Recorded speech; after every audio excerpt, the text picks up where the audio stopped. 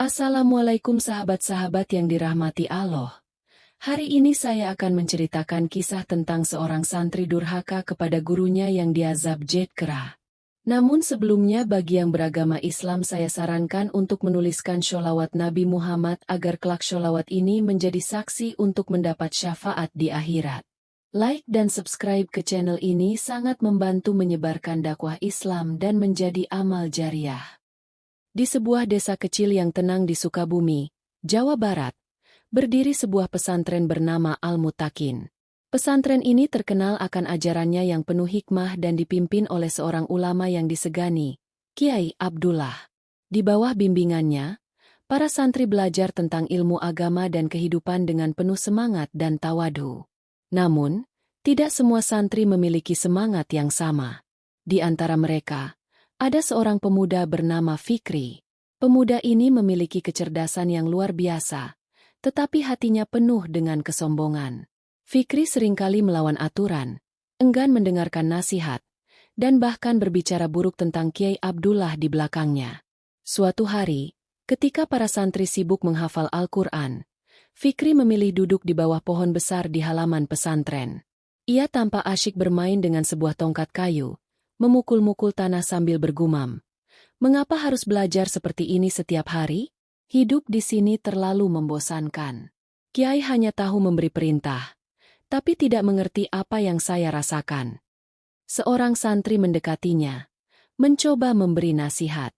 Fikri, jangan berkata begitu.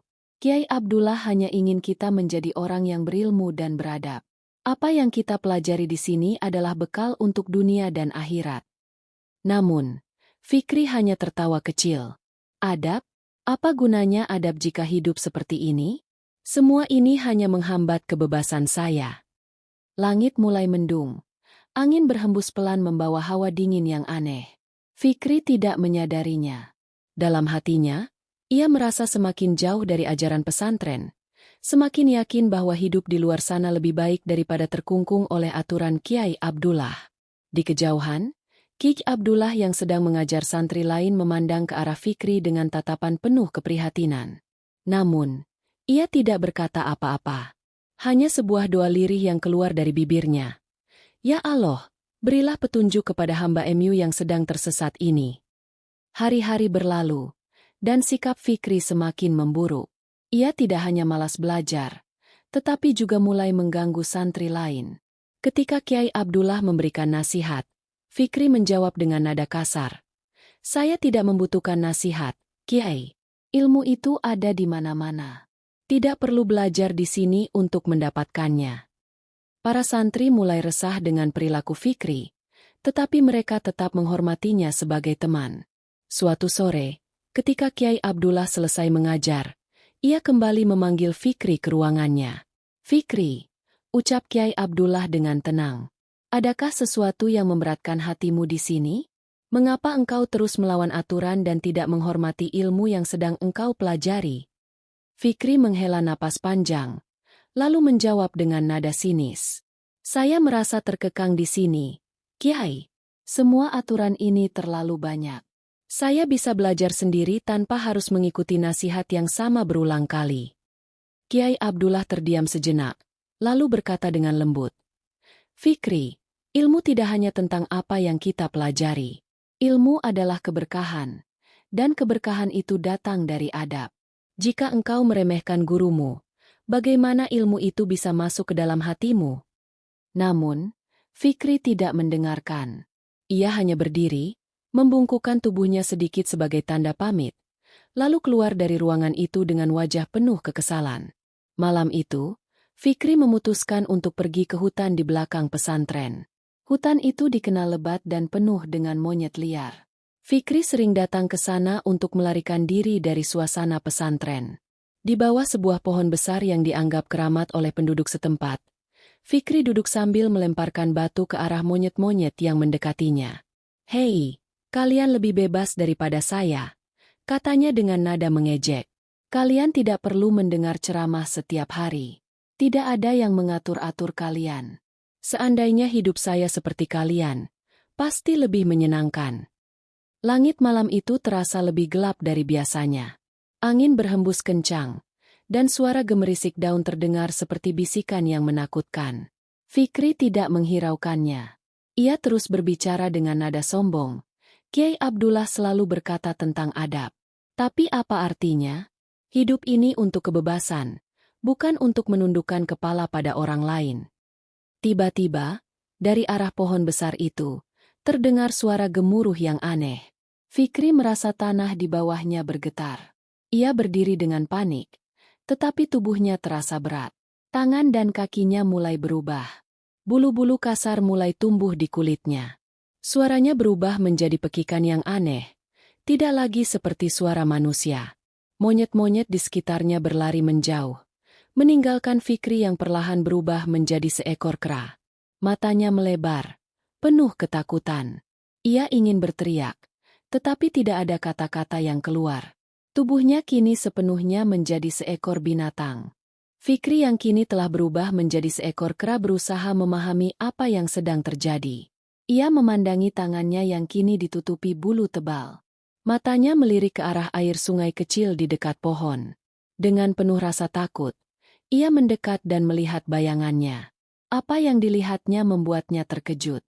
Bayangan itu bukan lagi seorang pemuda, melainkan seekor kera dengan mata yang masih menyimpan sisa-sisa manusia. Ia memekik, mencoba berteriak, tetapi hanya suara kera yang keluar dari tenggorokannya.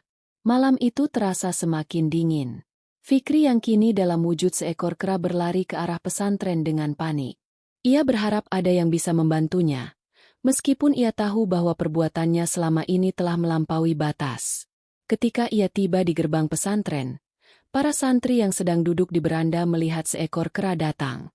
Mereka berteriak, "Lihat, ada kera di pesantren." Santri-santri itu mencoba mengusirnya, melemparkan batu kecil untuk menjauhkan kera tersebut. Namun, Fikri hanya duduk di sana, memandangi mereka dengan tatapan penuh kesedihan. Ia ingin berbicara, ingin menjelaskan bahwa ia adalah Fikri, tetapi tidak ada yang mengerti. Di dalam pesantren, Kiai Abdullah sedang berzikir. Tiba-tiba, ia berhenti dan membuka matanya perlahan. Wajahnya menunjukkan kesedihan yang mendalam. Dengan langkah tenang, ia berjalan keluar menuju gerbang. Para santri yang masih mencoba mengusir kera itu segera berhenti ketika melihat Kiai Abdullah datang. "Kalian jangan ganggu kera itu," ujar Kiai Abdullah dengan suara tegas. Para santri mundur, memberi ruang kepada Kiai Abdullah untuk mendekati kera itu. Kiai Abdullah memandang dalam-dalam ke mata kera tersebut, dan ia tahu bahwa itu adalah Fikri. "Fikri," ujar Kiai Abdullah lirih, "ini adalah balasan dari Allah atas kesombonganmu. Engkau lupa bahwa adab adalah inti dari segala ilmu. Sekarang, apa yang bisa engkau lakukan dengan kebebasan yang engkau banggakan?" Kera itu, yang tidak lain adalah Fikri, menunduk. Air mata mengalir dari matanya. Ia mencoba menyentuh kaki Kiai Abdullah, tetapi Kiai Abdullah mundur selangkah. "Engkau telah memilih jalanmu sendiri, Fikri. Tidak ada yang bisa membantumu kecuali engkau sendiri bertobat kepada Allah." Para santri yang mendengar ucapan Kiai Abdullah terdiam. Mereka tidak mengerti apa yang sebenarnya terjadi, tetapi mereka merasa ada sesuatu yang sangat berat di balik kejadian itu. Malam itu, kera itu tetap duduk di depan gerbang pesantren, tidak bergerak.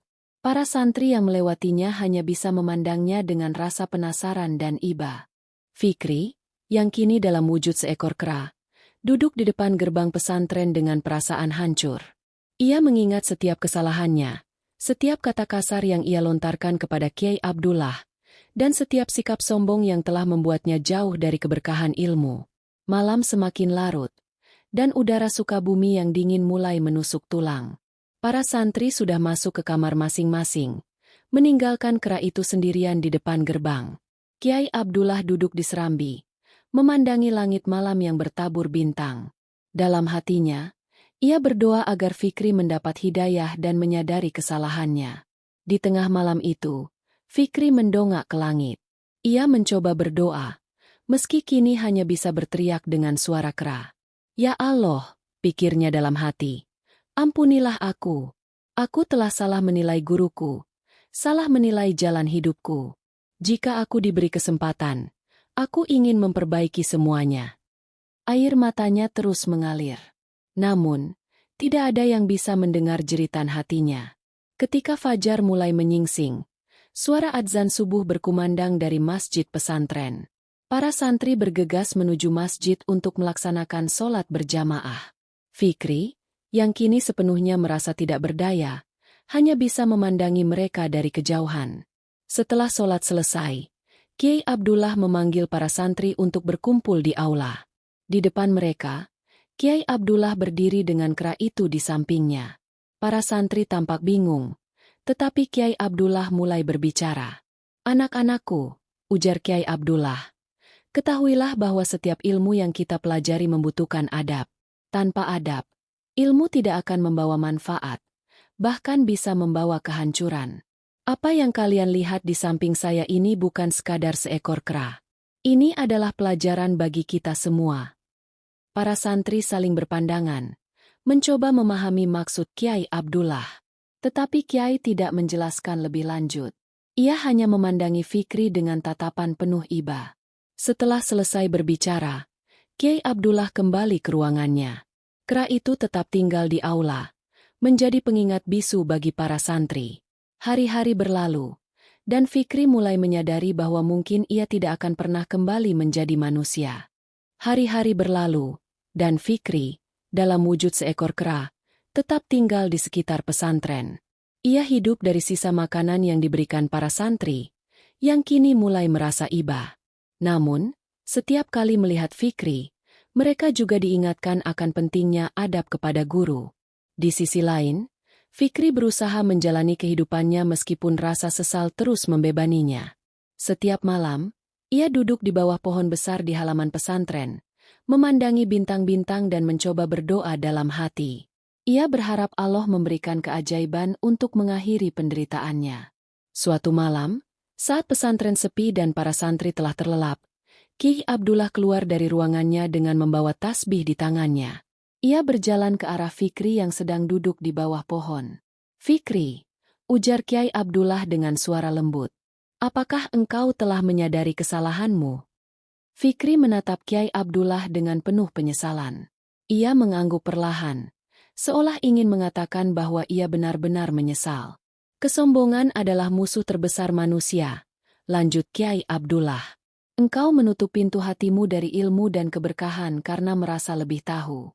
Padahal, ilmu adalah cahaya, dan cahaya itu hanya masuk ke hati yang bersih."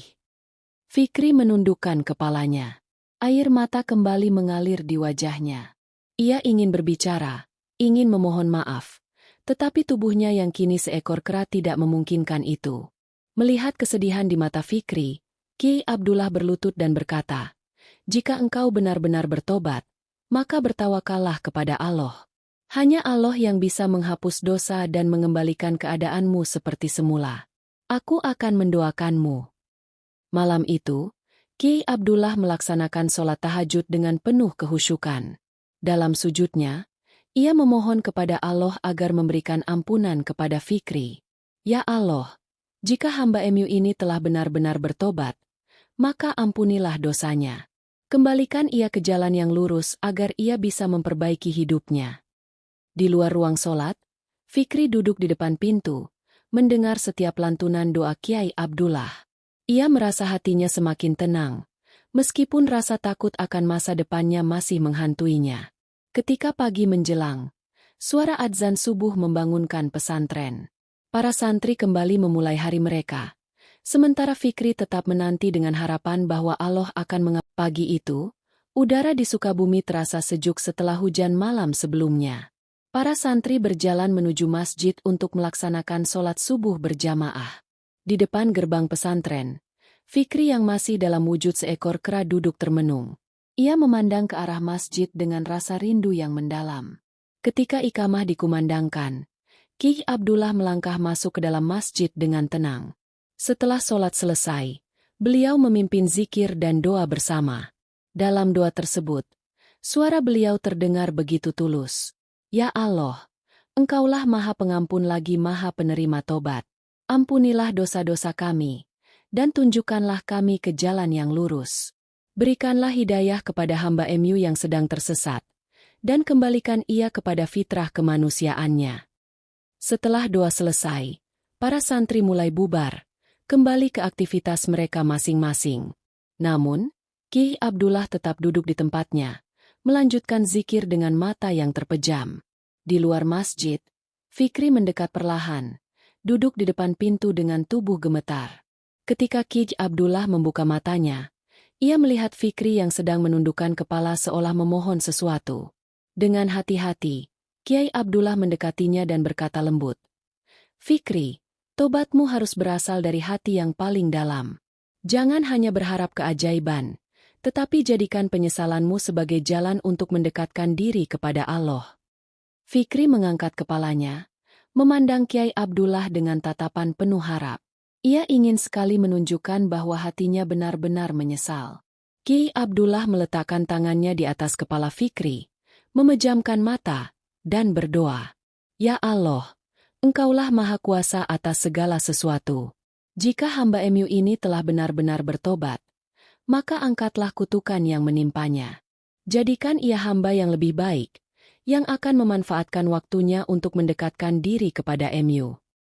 Tiba-tiba, angin sejuk berhembus pelan, menyelimuti tubuh Fikri. Tubuhnya mulai bergetar, dan bulu-bulu di tubuhnya perlahan rontok. Jari-jarinya kembali menjadi tangan manusia, dan wajahnya berubah menjadi wujud aslinya.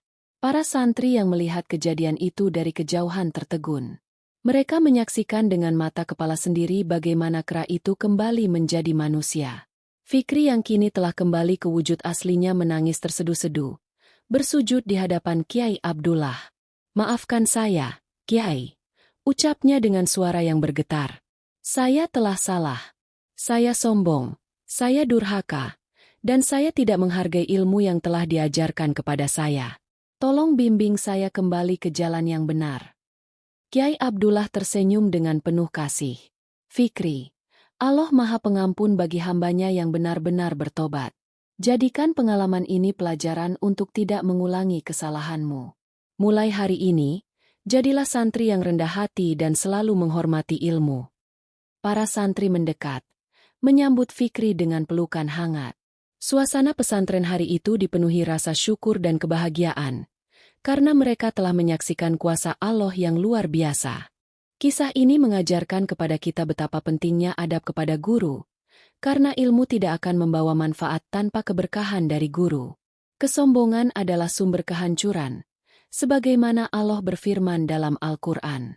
"Dan janganlah engkau berjalan di muka bumi ini dengan sombong, karena sesungguhnya kamu sekali-kali tidak dapat menembus bumi dan sekali-kali kamu tidak akan sampai setinggi gunung." Quran Surat Al-Isra 37. Disclaimer: cerita ini adalah fiktif belaka yang dibuat menyerupai kisah nyata untuk memberikan pelajaran dan hikmah kepada kita semua. Jika ada kesamaan nama atau tempat, itu semata-mata kebetulan dan tidak ada maksud apapun. Penutup. Terima kasih telah menonton dan mendengarkan cerita ini hingga akhir. Jika Anda menyukai kisah ini, jangan lupa untuk like, tinggalkan komentar di bawah tentang pelajaran yang Anda ambil, dan subscribe agar tidak ketinggalan cerita menarik lainnya. Semoga cerita ini bisa menjadi pengingat bagi kita semua untuk selalu rendah hati dan menghormati guru. Wassalamualaikum warahmatullahi wabarakatuh.